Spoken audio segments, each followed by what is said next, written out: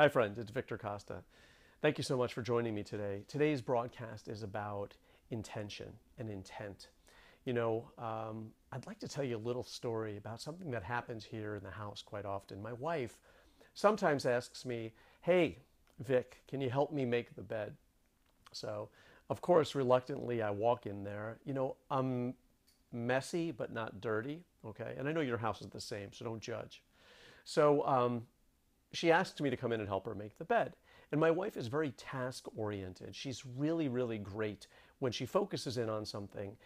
It doesn't matter what obstacle there is, she's going to get it done. And this is something that she wanted to get done on this particular night. And this is why I noticed this.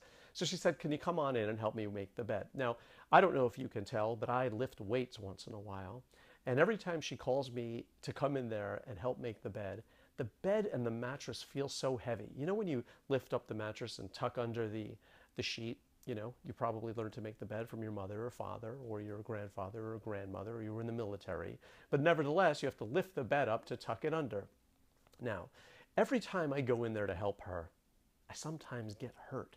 And I know it sounds funny, but she's flipping up that mattress like a pancake, and for whatever reason, I have a struggle lifting up the mattress, whether I'm not in the right position, whether I'm used to lifting weights in this such postured manner that every time I go in to help her make the bed, I get injured to some extent.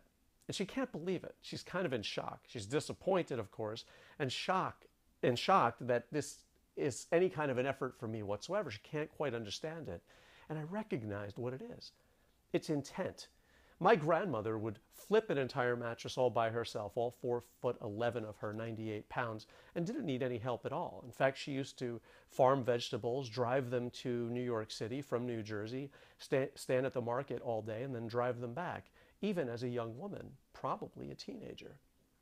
So that had nothing to do with strength. It had nothing to do with um, um, physical prowess or anything like that. Certainly, I'm stronger than my wife in many ways, physically at least. And so, why should it be that I would have a hard time with this mattress? And it's because of intent. You see, I hope that sets up the framework for what I'm talking about, because intent goes far beyond physical strength in accomplishing something, education, beyond a business plan, beyond anything. It is a concept that intimates that what you want to accomplish is actually already done. It's just a matter of course about how you're going to go about it. And that course could be 100 different ways, 1,000 different ways, 1,000,000 different ways, because it doesn't really matter the course, because in a sense, it's already accomplished. You just almost have to allow it and go through the steps of watching it manifest. And so that's what I wanted to talk to you about. Intention to do something goes far beyond the capabilities, the visual or concrete capabilities of someone. It's a hint of the will, which is something that you can't see necessarily. It's not on a resume, and it's not hanging on a wall in a plaque. It's something that you have inside of you, and each and every one of us has that inside of us. But sometimes we try to brain our way through it. We try to think our way through something, when you really have to sort of trust that aspect of you that has that intention, right? Which is really sort of flying around, right? In terms of, it doesn't have a locality. It's not necessarily in anyone, but it's something that you kind of hook up to, right? I hope you understand what I mean, because it really is the difference between accomplishing something with relative ease, because in a sense it's already accomplished, or grinding something out. And I've written some poems, and I want to share with you some poems about this, because a lot of people also say to me, "Vic, how long does it take to accomplish this or that?" For example, how long does it take to get into good shape, or to get my fitness level higher? And I really want to talk to you about how that it doesn't really matter. Time doesn't matter. It really depends on how connected you are to the outcome. So that's what the intent is. Intent goes beyond thinking about how you're going to do it.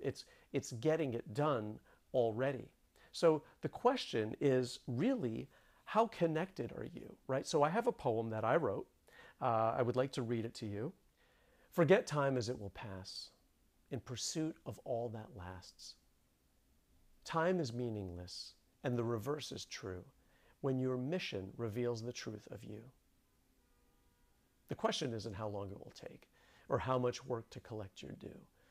The only question that matters is clear. How truly connected are you? I hope you enjoyed today's broadcast. I wish you all the best in good health. Intend it, and you'll have it. Take care of yourself.